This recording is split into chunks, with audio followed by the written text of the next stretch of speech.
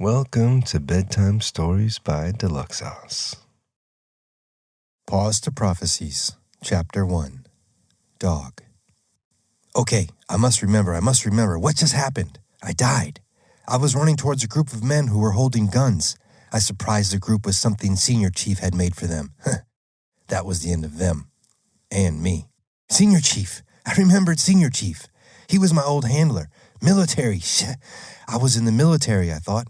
Music. Senior Chief loves music. I sat there behind the darkness of my eyelids trying to recollect as much of my past as I could. The more you can remember, the better your chances are of making wiser decisions here, I remembered. I was trying to remember. Here I was again. I am God, ready to do this world we're all in some service.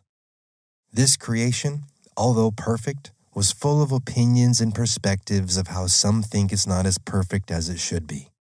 Things in this creation feel a little backwards right now, so you can call me Dog. I manifested myself here because, well, some of us need a little help getting through the journey that we all choose to take here, including me. Lately, I've been saving people that the world still needs, or I was getting rid of the ones it doesn't. Either way, it was never an easy task. I never did my deeds alone, though, I remembered that. Some lifetimes I knew what I was doing. I knew I had a set mission. Other lifetimes, I had no clue and I had to figure it all out. Something felt different than the last few times I was here. It was a common feeling I remembered having every time I arrived here in a new body with my same old spirit. Things can feel funny in a body. I didn't know yet, but my instincts were telling me, I think. Shoot, I forget. I hate overthinking. Wait, how do I know I overthink? Do I overthink? I don't know. I wondered as I was where I was. Anyways, what could I remember about Dog? Not much as I tried to dig deep into my consciousness. What is life if we all have the answers anyways, right? I thought out loud. Today I found myself with another set of pups. From the looks of my mom and all these pups around me, I was a Rottweiler. Where was my dad? I can always tell if I see my dad. I could hardly see, so I tried my nose to see what I could smell. It was too soon to tell. Usually my dad was around here somewhere when I showed up in a new life form, but this time, it appears I was on my own for now. It was me, my mom, plus 8 other pups that treated me like I didn't exist. Is this a dream or is this real? I thought for a second. I got a back paw to the face from another pup that threw my head back. Yeah, this is real. As the pups climbed all around me, pushing me out of the way, I realized quickly I was going to have to fight to get the food I needed from my mom, but I didn't feel like fighting. My belly felt weird for some reason when I tried to move around. I was pushed around every time Mama laid down to rest and give us food. I don't know how she got any rest with 9 of us bouncing all over her. The door opened to the small room we're all being held in and a large man appeared. His energy was dark. He counted us and said something about money when a little girl appeared from behind him. "Can I keep one, Daddy?" she asked him, looking up at him with her big brown eyes. "Go to your room," he shouted as he pushed her back and closed the door. Mama had jumped up when the door opened and the big man showed himself. I noticed her tail didn't wag when he appeared and she was a bit apprehensive when he left. I've been a dog a few hundred times now. I may be a puppy, but I remembered this behavior in humans. From how it felt when Big Man and the little girl came into the room, my mission had something to do with these two, I was guessing. Mama laid back down in the furthest corner looking toward the door the big man came out from. All of my siblings rushed for a nipple. The only one left was the one that didn't work. Instead of biting and clawing at it like the rest did, I just held my mama with my head and body and ate when someone else was finished. Days went by rather quickly in that closed-up room full of the family's dirty clothes. Next thing you know, we were all too big to be in the small room together. We were moved to a bigger room where the adults parked their cars and the little girl had all her toys she played with outside. It smelled like cars in that room, even though there was a big door that opened up to let all the hot, humid air from outside in. One car never moved. It was held up in the air by metal stands, and it was always cooler under that broken-down car, I felt. People began to come by and look at us puppies. Big Man would instantly turn friendly when people were around. Another big man came over with his son and my dad on a leash. Mom went crazy when she saw him. You could tell she missed my dad. Dad went crazy when he saw her too, and all of us. Dad was jumping and pulling on the leash, trying to get close to us. My dad was a big guy, even standing next to the big man and his little boy. My dad was huge. "Give me the firstborn," the owner of my dad said. The little boy was handed the biggest of us all. "What about that one?" the big guy asked, pointing at me. "He's got a hole in his belly. Something's wrong with that one," big man said. The little boy and the big guy left with my dad and a puppy. "Don't trust any man," my dad barked out at me, looking directly into my eyes while being pulled away by the big guy. I sat there in silence watching my dad walk away, barking that he missed my mom and he would find a way for them to be together again. In the next days, more random people began showing up at the house looking for puppies. One at a time, they would look at all of us. They would try to pick some of us up if we allowed it. Some puppies bonded with the people that chose them right away, and other pups were just taken because they were liked. The strangers would give big man money and leave with one of my brothers or sisters before I could even get to know them. Life was happening quick for all of us. What was going to happen to me? The pups that were left continued to step on me and push me away when I tried to eat. Even though there were now more free nipples that worked, my siblings continued to push me away, mumbling words I could not understand. Mama would always keep one nipple of food for me. When the rest of the pups were asleep, she would let me in and I would get my fill of milk. Mama licked my head while I ate and tell me I was something special, that I was different than all her other pups. One morning, the little girl opened the door to our room to sneak in and pet us all. Her touch was soft like my mother's tongue, but I didn't feel the thing I usually feel when I found my mission bond. I was confused by this non-attachment I was feeling with the world around me. The little girl heard Big Man coming. She put the pups down and ran out of the room as fast as she could. I could see she was living in fear.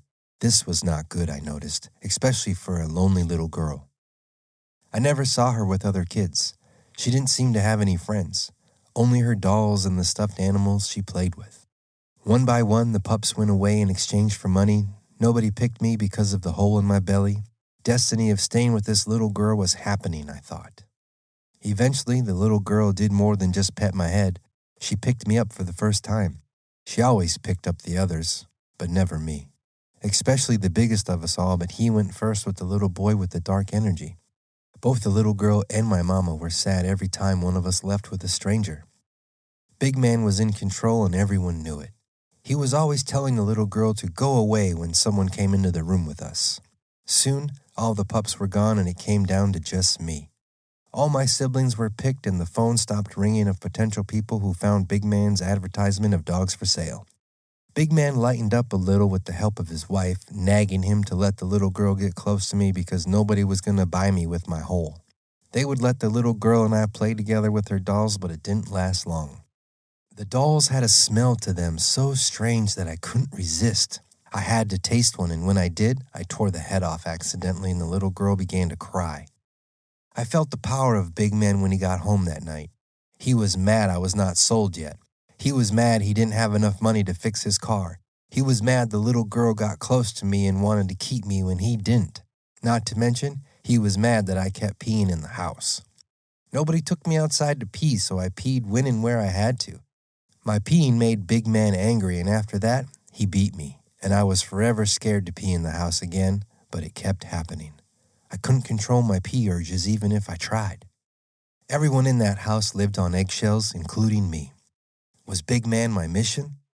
Was I here to be the best dog I could be for him? Did he need saving like some of the rest of the lives I've lived? I could see his flaws, but he was so comfortable in his savage ways I didn't know where to start. I felt he knew no other way than to be the way he was. There was a saying I remembered. You can't teach an old dog a new trick. Big Man was definitely an old dog. I tried not to pee in the house, but it would just come out at times when I didn't expect it. The little girl would try to hide it from me or even clean it up, but she was young and her attempts only made the situation worse. With the smell of my festering pee in the carpets and rugs, Big Man was bound to smell it sooner or later. "It smells like piss down here," Big Man said, kicking the toys of the little girl around the room. While kicking her toys, he found an old pile of my poo behind her dollhouse. The little girl called it the wood pile, but that was not wood. There might have been a couple of wood chips in that wood pile, but it was poo. Big Man shoved my face in it. Then he dragged me across the floor to where I had peed. The floor was still wet from pee and I had poo on my face, so when he smeared my face in the pee, he smeared poo all across the floor, making him even more angry. His grip was hard and tight around my neck, pinching my skin. I peed again while he held me down. I was shocked he was treating me like that. He had no idea. I might have been a dog, but I had a bigger spirit inside of me. His actions made me hate him, and I decided I would do whatever it was in my power to save this little girl from the outburst caused by himself. Even if I had to bite him, I would. While Big Man worked during the day, I studied the little girl's every move. I wanted to learn everything I could about her. So far, she hated her bare feet on the grass or getting them wet. She hated every vegetable except green beans and corn, and at 6 years of age, she was addicted to sugar and allergic to almost everything around her. Her neighbor would come over. It was the bad energy kid who took the firstborn pup. He was a little shit of a boy holding the same dark energy as Big Man. I noticed the little boy would like to have his way with the little girl when they were alone. He treated her like she was always doing something wrong, so she was afraid to tell anybody what was happening to her. The little boy was sweet around her parents, but a devil behind closed doors. I would try to bite this kid every chance I got, but I always failed for he was too quick for me, pushing me away. Big Man and his wife called me the little fucker, but I knew bad energy when I felt it, and these guys were bad. Big Man liked my attitude, but still treated me like shit and wanted to beat every mistake I made out of me. I knew I had to wait until I was bigger to bite Big Man, but nothing was going to hold me back from biting this little boy. Now with my siblings all gone, I get all of my mom's milk if she lets me, and there's plenty of water to drink between the toilet and the shower floor in the garage. I heard a strange cry and walked over to the bathroom. I caught the neighbor boy outside the door with the little girl inside. He had walked in on her accidentally, he said, but he didn't leave her alone when she asked him to leave. She asked him to stop, but he touched her again. Something took control of me and I ran into the bathroom. By the time I got there, it was too late and he had made her legs bleed. "Just put a Band-Aid on it," he told her, pulling up his shorts. I couldn't figure out how he made her bleed. The smell in the room was off. Something triggered me and I went for his leg. I went behind him and bit him in the back of his skinny leg. My puppy teeth tore his flesh wide open and I could instantly taste and smell his blood. The boy screamed. He tried to swing at me and I moved away just in time. "A Band-Aid ain't gonna fix that one, kid," I told him as he ran home crying. Big Man beat me when he got home. His wife told him what I had done and he hit me in front of the little girl. The big man left and went down the street to check on the little boy. When he came back, he beat me again. "Put another ad in the paper. He's got to go. He bites people, yet he's the biggest pussy, pissing on himself, scared all the time," Big Man yelled out to his wife, making the little girl cry. I wanted to bite Big Man, but he was big. I could smell my dad on him when he returned to beat me the second time. The neighborhood bully lived with my dad. How do I get this little girl out of this situation, I thought. 3 days passed. I peed again in the house that morning. I got beat when a strange truck pulled into our driveway. I wasn't tall enough to see outside the window, but whoever it was made my mom go nuts. She wanted to burst through the fence and fuck shit up. This alerted my dad, who was over at his house barking up a storm. It all had me asking, what was going on over here? My parents never barked like this. 2 truck doors shut outside, I could hear some muttered voices between my mom's inhales before she went back to her insane barking. The little girl came and grabbed me. "I love you, Feisty," she said, holding me tight. Not as tight as Big Man would when he was mad, but the same kind of uncomfortable tightness. The little girl's hugs were almost too much for me at times. Big Man suddenly burst into the room and grabbed me away from her, sending her into tears. "Come on, you little fuck, you cost me a whole paycheck with that bite. You're out of here."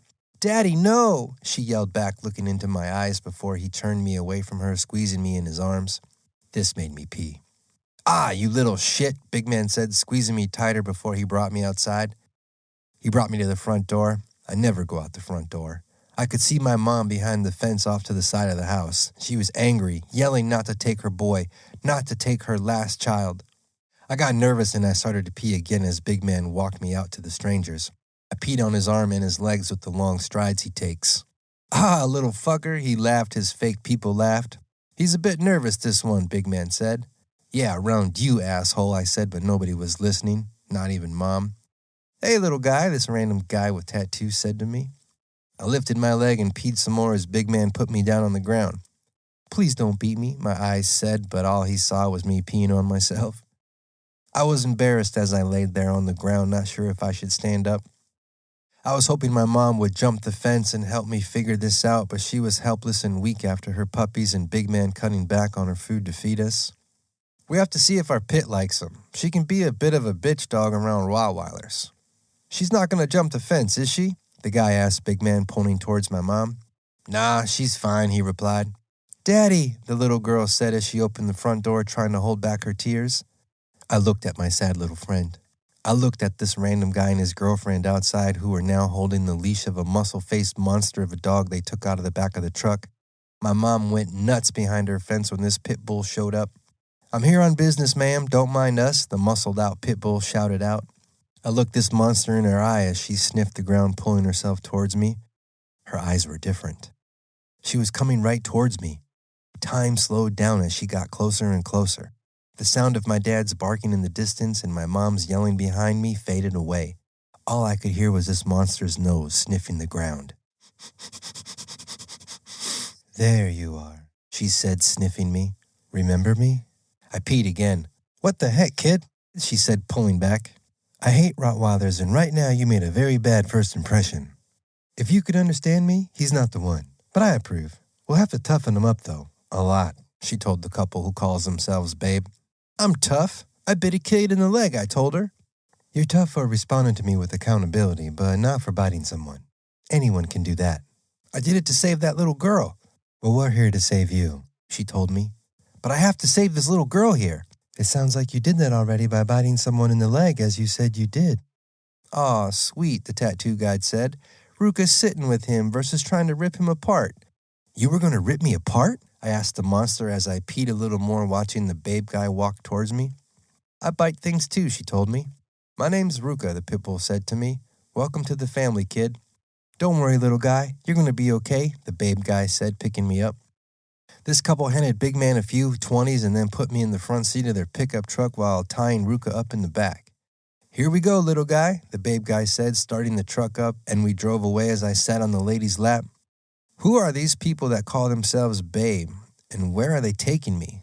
I wanted to fight back, but I cowered down and kept my head low. The man driving had an energy about him I was unsure of, so I didn't make eye contact. The woman held me soft, but I was unsure of her as well. I thought to myself, should I bite my way out of this?